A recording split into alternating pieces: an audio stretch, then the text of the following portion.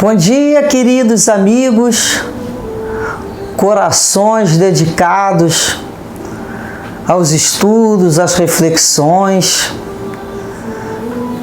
Aqueles que não conhecem o grupo, sejam muito bem-vindos a fazer parte desse grupo que pela manhã fazemos as nossas preces, buscando as mensagens que nos edificam, que nos colocam para pensar, refletir sobre as finalidades maiores na nossa vida.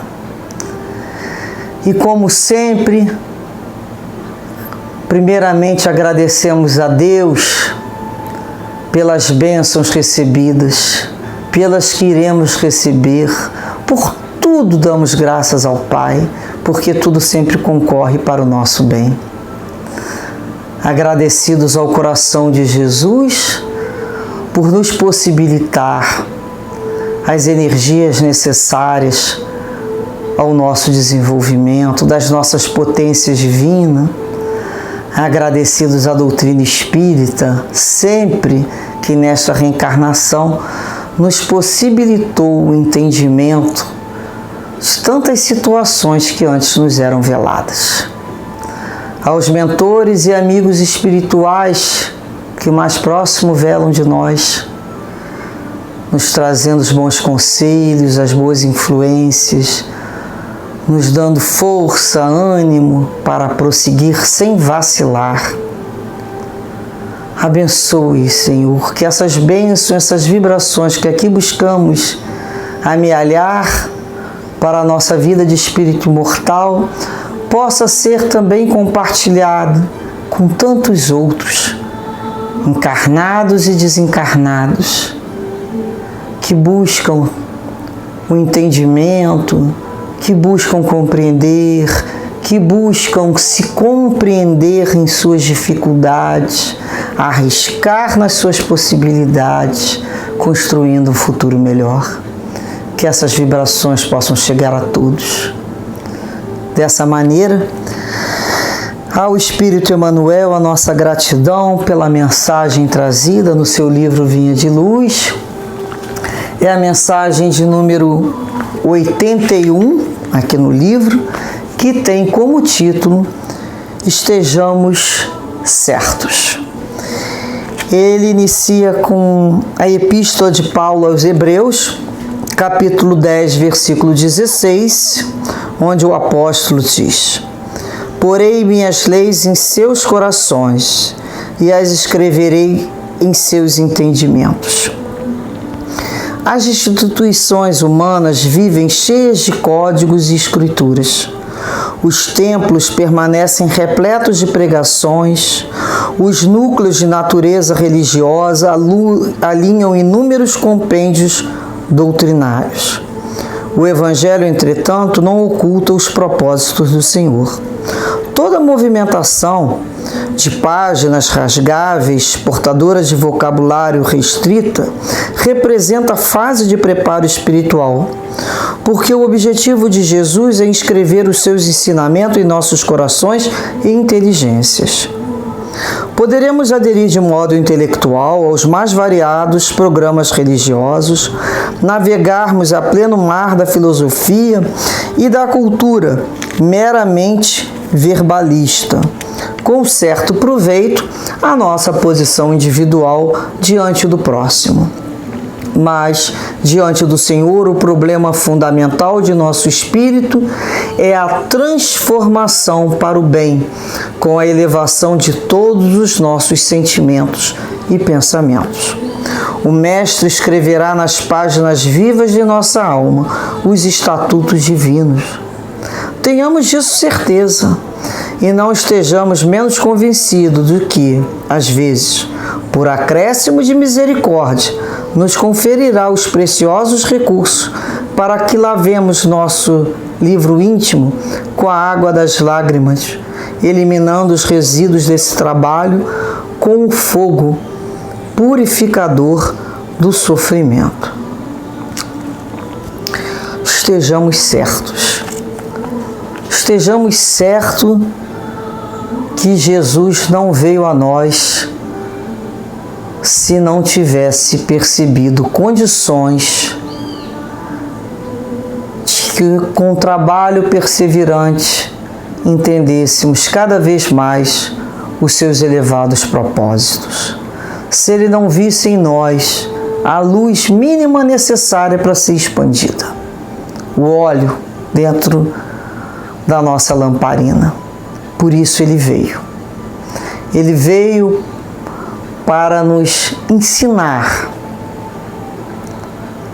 a compreender a vontade do Pai em nossas vidas, a viver dentro da lei de Deus e dessa maneira eliminarmos a infelicidade das nossas vidas. Só somos infelizes quando vivemos de forma a infringir a lei do Pai.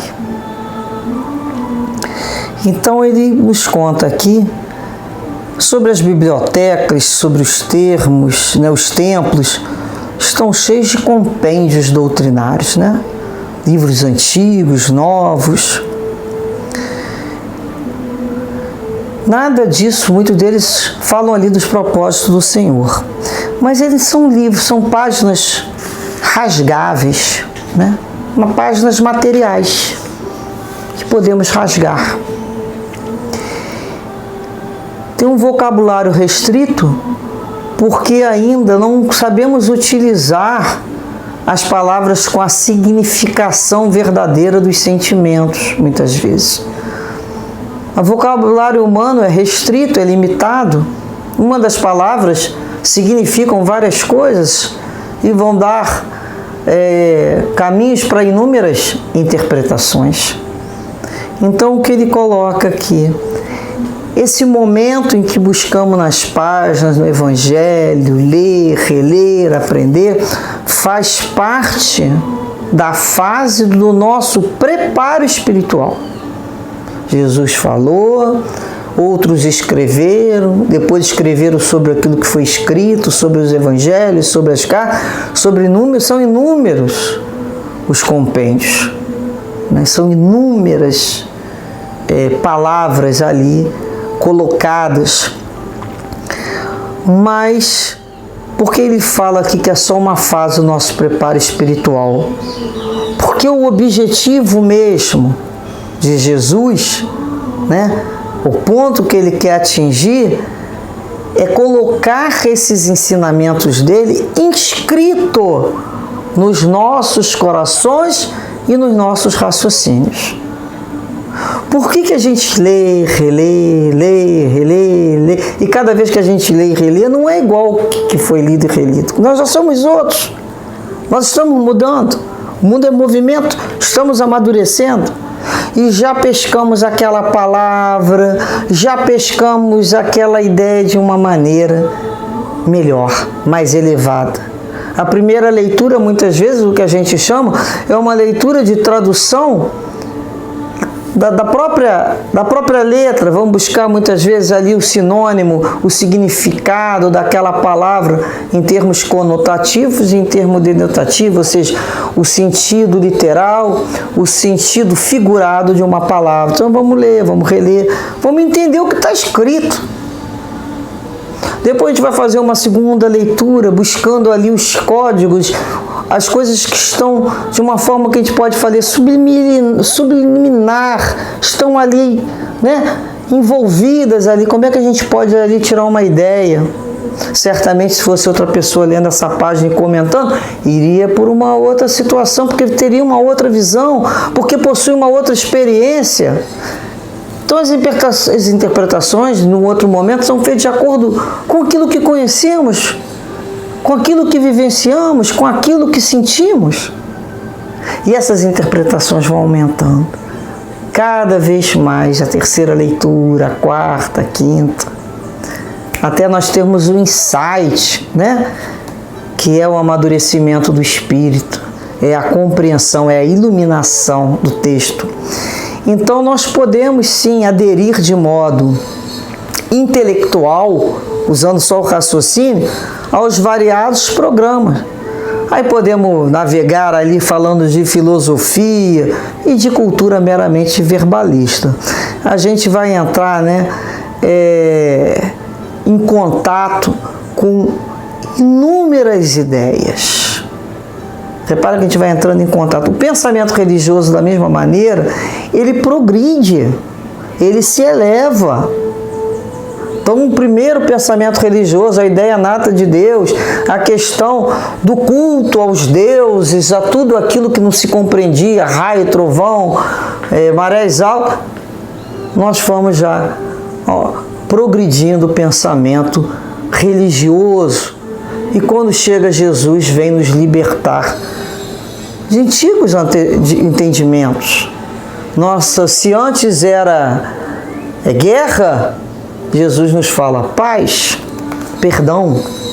É um novo programa, é um novo projeto em que já nos vê com essa condição. Então, nós podemos ficar ali pela periferia. A gente lembra lá, né, do fermento dos fariseus, que é aquela elaboração mental, né, automatizada, repetida. E aí a ofensa com a ofensa. Por que se tinha ofensa?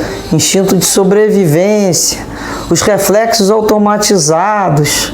Isso nós já vivenciamos. Até que chega o tom mais alto, que é o tom do Cristo, que perdoar e também será perdoado. Então a gente não fica mais nessa cultura doutrinária, a cultura evangélica. Cultura é importante, são contato com as ideias do Cristo. Mas não, a gente tem que ter cuidado com o fermento dos fariseus. A gente tem que ter cuidado para não ficar ali de modo inoperante, como se fosse ali um doutor da lei que só quer exibir o seu conhecimento. Então, o Espírito nos fala aqui, cultura meramente verbalista, com certo proveito a nossa posição individual diante do próximo, mas diante do Senhor, o outro pode se impressionar com a fala, né? Nossa, fulano fala bonito, nossa, fulano tem uma forma e se põe, e é uma oratória. Para o outro fez um impacto. Né? O outro ali nos vê ali preparado. Fulano tem uma cultura religiosa. Significa então que se ele sabe aquilo tudo ali, pô, ele deve ser um anjo. Ele já é lá o maioral. Tá assim, ó, com os homens lá de cima. Não tem gente que fala isso? Tem. Ó, você, ó, fulano, ó. E aí é um entendimento. Isso pode sim ser bastante para o outro que ouve, mas diante do Senhor, o problema fundamental de nosso espírito é a transformação para o bem, com a elevação. Se tudo aquilo que leu, a biblioteca inteira, todas aquelas palavras bonitas, todo o entendimento literal, toda aquela conjugação com a filosofia, com a arte, com a ciência, com a religião, se isso tudo não serviu para você se tornar uma pessoa um pouquinho melhor, uma pessoa que perdoa mais, uma pessoa que compreende um pouquinho mais, uma pessoa que olha o outro com mais indulgência, com mais caridade, isso serviu para quê? Para nada, ainda. É só uma fase de preparo espiritual. Vamos ter que reencarnar inúmeras vezes para que esse conteúdo, ele não é um fim em si mesmo. A cultura evangélica não é uma finalidade, não é um fim. Ela é um meio pelo qual nos modificamos. Passamos a nos conhecer, olhar o modelo de Jesus, olhar para mim e falar, nossa, que esboço eu ainda sou. Vou ter que me refazer inúmeras vezes, que a misericórdia divina me permita reencarnações para eu me refazer. Não dá tempo. Eu tenho muitos traços de personalidade para refazer. Eu tenho essa consciência. Então eu já compreendo a cultura, todas essas páginas rasgadas, essas páginas, por mais lindas e profundas que Emmanuel tenha nos deixado através do Chico, se ela não servir, primeiramente para mim, que sou o ouvido mais próximo da minha boca, se ela servir para o outro, quem perdeu a oportunidade fui eu. É o famoso dei luz ao outro e apaguei o da minha própria casa. Porque a minha luz tem que ser, isso aqui é para mim, para eu perceber o quanto eu tenho de material suficiente para eu me transformar. Porque todas essas páginas, todas, é para ensinar a amar, ensinar a perdoar, a compreender um pouquinho mais, para me fazer melhor. Essa é a finalidade, é o meu crescimento espiritual. Por isso nós temos que pensar, nós temos modificado, nós temos conseguido aplicar dia a dia, um pouquinho que seja. Caso contrário, vamos continuar na perseverança, mas entendendo que isso aqui se rasga, se esquece. O importante é o que ficou dessa essência, o que ficou dessa lição, qual o propósito maior dela na minha vida. Então ele fala aqui, o Mestre escreverá nas páginas vivas de nossa alma os seus estatutos divinos. Será automaticamente, nossos comportamentos estarão alinhados à vontade de Deus. Então ele fala aqui, e não estejamos menos convencidos do que às vezes, por acréscimo da misericórdia, hein? Não é por merecimento nosso, não. Acréscimo da misericórdia nos conferirá os preciosos recursos para que lavemos nosso livro íntimo com a água das lágrimas, eliminando os resíduos desse trabalho com o fogo purificador do sofrimento, até gravarmos no fundo da nossa alma. Vamos precisar eliminar resíduos. E vamos chorar, e vamos olhar para dentro de nós. Há uma dor de não sermos aquilo que desejaríamos já ser, né? Porque de tanto conhecer e de tanto ler, na hora que a prova vem, nós descobrimos que nós não sabemos responder de forma adequada. Sabemos a resposta, mas não sabemos aplicar. Choramos, choramos. E assim vamos nos limpando, né, através do remorso. Quantas vezes sentimos remorso pelo que fizemos? O remorso é a primeira porta que se abre. Antes do remorso não aconteceu nada. Primeiro, não é o remorso, o sentimento de culpa, é aquela fissura da alma que a gente olha e fala, puxa, hoje eu faria diferente. Esse é o remorso. Pai, eu sei que eu não sei o que eu fazia, Senhor. Eu ainda era muito ignorante, eu estava doente. Que remorso. Após esse sincero sentimento, que não é pejorativo não, remorso, me arrependo. Tem gente que fala assim, não me arrependo nada que fiz, faria tudo igual novamente. Eu não. Eu me arrependo sinceramente de inúmeras coisas que falei, que fiz, que provoquei, que vivi. Me arrependo. Mas não adianta. Mas o primeiro movimento é essa consciência que todos aqueles atos estavam em desacordo com a lei de Deus e me dá remorso. Após o remorso, né, eu tenho esse arrependimento com consciência. Eu me arrependo e vou reparar junto a um, junto ao outro, junto à vida. E Deus vai me oferecer oportunidades de reparação e de expiação de tudo aquilo que eu fiz que me incomoda terrivelmente no meu íntimo, na minha consciência. E lavo essa consciência, retirando esses resíduos com lágrima e com muito trabalho. Não adianta ficar só chorando. Não existe culpa, minha sagrada culpa. Nada de culpa. É o reconhecimento do meu esboço e do plano divino. E não adianta fazer de conta que eu não estou vendo e continuar o desenho.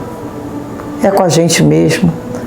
É pegar a borracha, apagar, chorando muitas vezes por tanto tempo, por tanto sofrimento, e refazer. Refazer sob novas condições, sob novos entendimentos.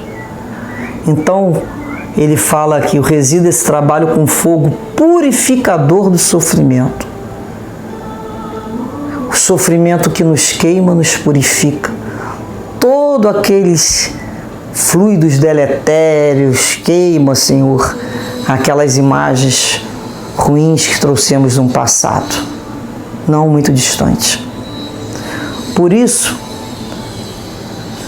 a gente vai lembrar sempre que precisamos viver e não saber. Viver com o nosso conhecimento, sim, mas viver de acordo com a nossa fé no Cristo, obedecendo aos nossos entendimentos já da lei de Deus, que possamos realmente ser cartas vivas do Senhor a todos que de nós se aproximem, da gente com a gente no espelho, e falar: eu estou mudando. Isso dói? Ah, dói. O trabalho de refazimento dói. Ai, mas é uma redenção. É uma alforria da consciência. Esse é o objetivo de Jesus.